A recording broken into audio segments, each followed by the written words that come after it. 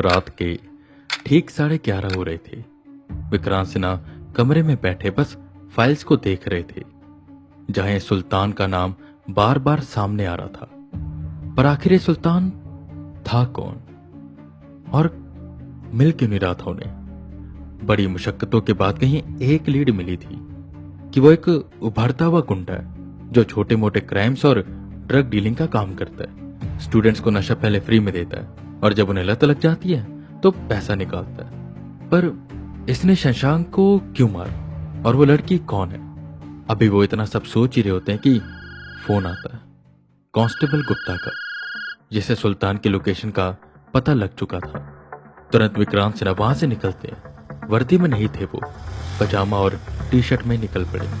बारिश होने वाली थी, रह रहकर बिजली कड़क रही थी, पर विक्रांत सिन्हा की आंखों के सामने बस सुल्तान था। इंफॉर्मेशन मिली थी वो एक गेस्ट हाउस में छुपा हुआ है। विक्रांत सिन्हा उसी गेस्ट हाउस के सामने पहुंचे। पुलिस जीप खड़ी थी और बगल में एक सफेद रंग की गाड़ी जिस पर पुलिस का स्टिकर लगा हुआ था। जैसे विक्रांत सिन्हा अंदर पहुंचे तो अंदर कांस्टेबल गुप्ता, एक दो और पुलिस ऑफिसर और एक इंस्पेक्टर खड़ा था। जो कौन है विक्रांत सिन्हा नहीं जानते थे। विक्रांत सिन्हा सीधा कांस्टेबल गुप्ता के पास गए और बोले, हाँ गुप्ता, कहां पर हो सुल्तान? जिस पर वो इंस्पेक्टर पलटा। बेडोल सा शरीर, मोटी मूछें, पेट इतना बड़ा कि जैसे पूरे घर का राशन अकेले खत्म कर देता हो। दांत आधे लाल थे, जिससे पता चल रहा था कि ये गुटखा भी खाता है। वो विक्रांत सिन्हा की ओर देखता और कहता है, कौन है भाई, और तुमको काहे जानना है कि सुल्तान कहां है? जिस पर विक्रांत सिन्हा सल्यूट करते हैं और कहते हैं, सब इंस्पेक्टर विक्रांत सिन्हा, और मैं इस केस को देख रहा हूं। ये सुनकर वो इंस्पेक्टर, जिसका नाम हजरत था, वो विक्रांत सिन्हा को ऊपर से नीचे तक देखता है और कहता है, बाबू, पहली बात, इस केस को देख रहा हूं नहीं, देख रहे थे। विक्रांत सिन्हा कुछ समझते इससे पहले वो इंस्पेक्टर बोला, और दूसरी बात, वर्दी कहां है? ऐसे ही आगे ड्यूटी पे हैं? कहां है वर्दी? हम नए इंचार्ज हैं। वैसे कल से हमारी ज्वाइनिंग है, पर हम इंतजार नहीं करते ऑर्डर मिलने का। देखो, ड्यूटी पर लग गए ना। विक्रांत सिन्हा समझ गए कि यहां दाल में कुछ न कुछ तो काला है। सर, आपको कैसे पता चला कि सुल्तान यहां पर है और आप यहां पर किसके ऑर्डर से आए? मतलब ये केस तो। विक्रांत सिन्हा भी बोल ही रहे थे कि जेब से गुटके का पैकेट निकाल, मुंह में गुटका भर। वो इंस्पेक्टर बोला, काहे दिमाग खराब कर रहे हो अपना? जाओ ना, सो जाओ। ये ऑर्डर किसका है तुमको जान के कहा करना। तभी बीच में वहां खड़ा एक ऑफिसर, उसका फोन बजा। बाबू, हम इंचार्ज हो गए, अब हम देखेंगे हमको क्या करना है, समझे? बाहर जाके बतियाओ। और तुमसे ना, जाओ, ये केस हम देख रहे हैं और यहाँ कोनो सुल्तान नहीं है। और सुन कांस्टेबल, चार्जशीट लाकर देना, इसमें सुल्तान का नाम है, काटो। ड्रग्स करके लड़का मर गया, बस। इस केस में क्या देखना? विक्रांत सिन्हा ये सुनकर तमतमा गए और बोले, आ गया ना ऊपर से ऑर्डर, सुल्तान पर भी किसी पावरफुल आदमी का हाथ होगा। तभी आप जैसे इंस्पेक्टर, जो ज्वाइनिंग के बाद भी ना आए ड्यूटी पर, वो ज्वाइनिंग से पहले ही ड्यूटी पर आ गए। सर, सब समझ आ रहा है। इतनी मेहनत से मैं यहां तक आया और आपने ये केस मुझसे छीन लिया, पर मैं इस केस को सॉल्व करके रहूंगा। तभी वो ऑफिसर, जिसका फोन आया था, वो अंदर आता और कहता है, सर वो मॉर्चरी से एक बॉडी गायब हो गई अपने आप। ये सुनकर वो इंस्पेक्टर हंसा और बोला, अच्छा ये बात है। अरे सिन्हा, कहा कह रहे थे तुम? केस, तुमको केस चाहिए ना? जाओ, एज ए इंचार्ज मैं तुमको इंचार्ज बनाता हूं। ये जो भी रिपोर्ट आई है ना, बॉडी गायब हो गई, उसका जाओ देखो कहा हुआ। पूरा केस तुम सॉल्व करना, हम उनमें अपना एक उंगली तक नहीं अटकाएंगे। और समझ रहे हो ना, एक केस से बाहर हो जाओ, ढूंढो बॉडी कहाँ गई। और वैसे भी मेरे ऑर्डर का पालन तो तुमको करना ही पड़ेगा, हैं? समझे बाबू? विक्रांत सिन्हा का मन नहीं था, पर उनके हाथ बंधे हुए थे।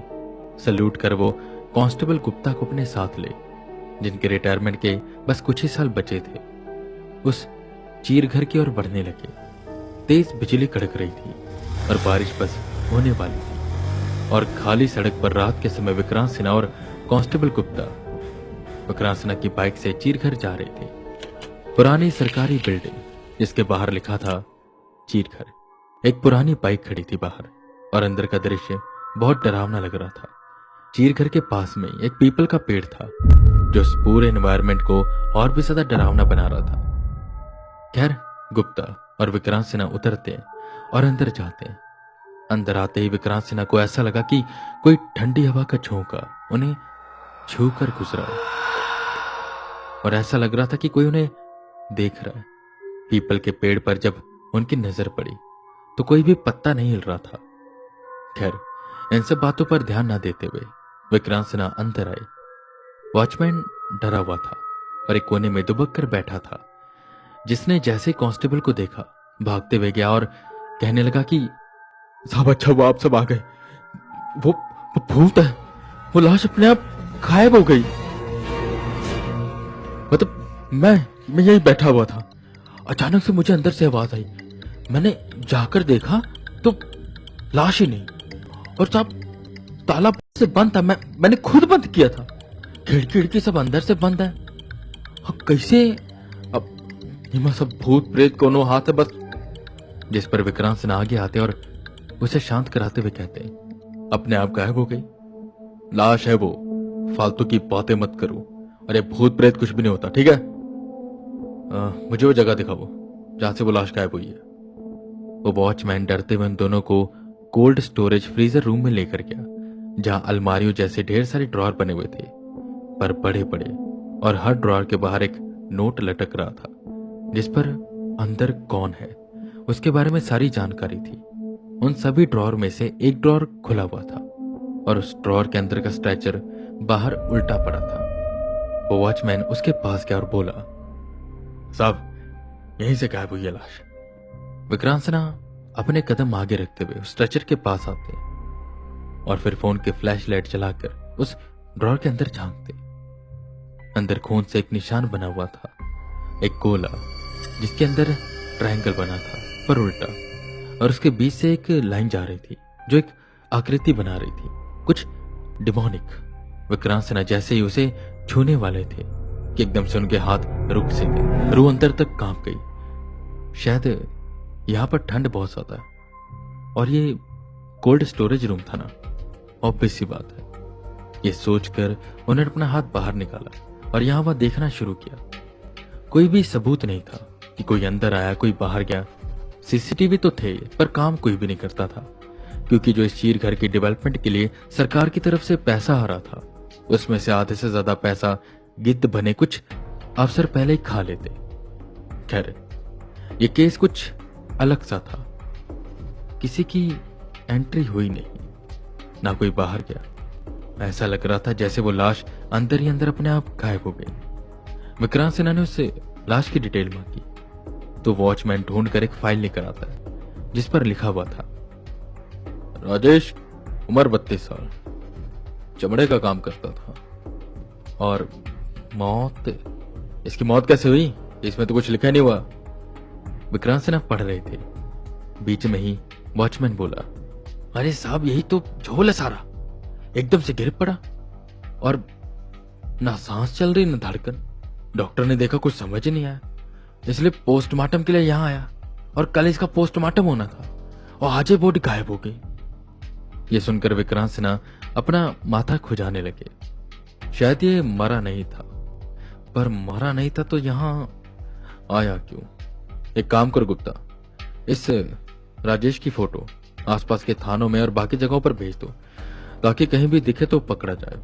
जहां तक मेरा शक है वो मरा नहीं है, और ये निशान, इस निशान में कुछ ना कुछ तो है। तुम दोनों सुनो, इस निशान के बारे में किसी को भी पता नहीं चलना चाहिए। कहीं मीडिया तक की बात फैल गई तो फालतू में अफवाह बन जाएगी। यार बाकी मैं देखता हूं आखिर ये निशान है क्या और बॉडी कहां चली गई। ये केस थोड़ा बदल सा क्या था। कहां वो सुल्तान को पकड़ने गए थे और कहां यहां पर आ गए। एक लाश वाला केस जो गायब हो चुकी है, पर अपने आप कैसे। और ये निशान किस चीज का था। कहीं इसमें सुल्तान का भी तो कोई हाथ नहीं। विक्रांत सिन्हा के दिमाग में काफी बातें घूम रही थी और कुछ आंखें भी थी जो विक्रांत सिन्हा पर नजर टिकाई हुई थी। खैर कहां गई वो लाश और विक्रांत सिन्हा का इसमें क्या रोल है, जानेंगे हम अगले एपिसोड में। तब तक के लिए बने रहे हमारे साथ और सुनते रहें इंस्पेक्टर विक्रांत सिन्हा। और हाँ, अपने फीडबैक और सजेशन हमारे साथ शेयर करने के लिए फॉलो करें हमें इंस्टाग्राम पर, आइडिया एक कहानी का। लिंक आपको